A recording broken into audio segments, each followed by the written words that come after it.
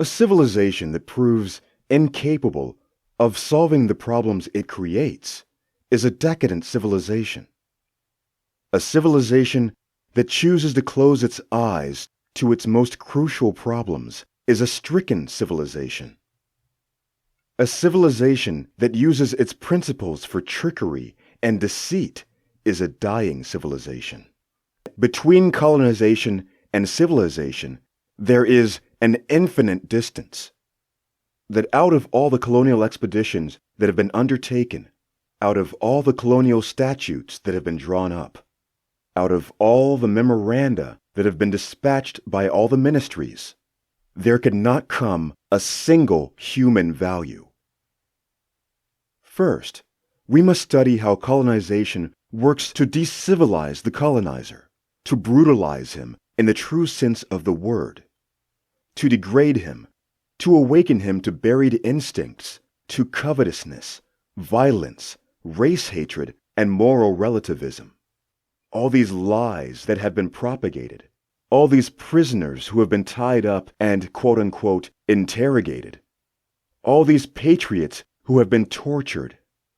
At the end of all the racial pride that has been encouraged, all the boastfulness that has been displayed, a poison has been distilled into the veins of Europe, and slowly but surely, the continent proceeds towards savagery.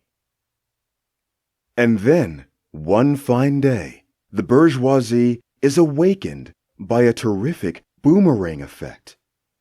The Gestapos are busy. The prisons fill up.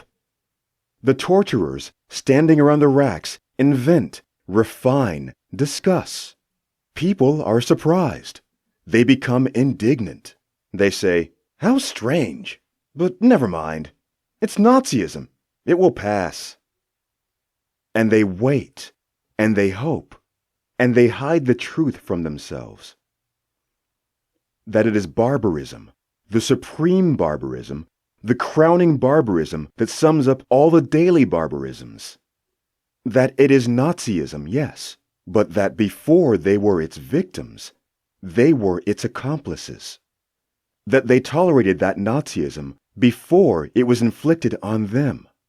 That they absolved it, shut their eyes to it, legitimized it, because until then it had been applied only to non-European peoples. That they have cultivated that Nazism, that they are responsible for it, and that before engulfing the whole edifice of Western Christian civilization in its reddened waters, it oozes, seeps, and trickles from every crack.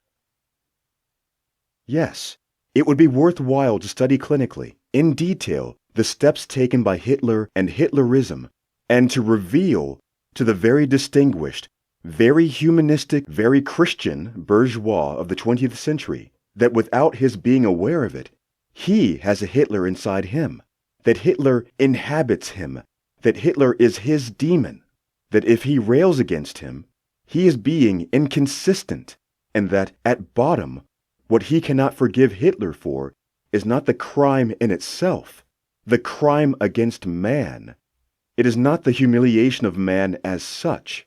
It is the crime against the white man, the humiliation of the white man, and the fact that he applied to Europe colonialist procedures which until then had been reserved exclusively for the Arabs of Algeria, the quote-unquote coolies of India, and the quote-unquote niggers of Africa. And that is the great thing I hold against pseudo-humanism, that for too long it has diminished the rights of man, that its concept of those rights has been, and still is, narrow and fragmentary, incomplete and biased, and, all things considered, sordidly racist.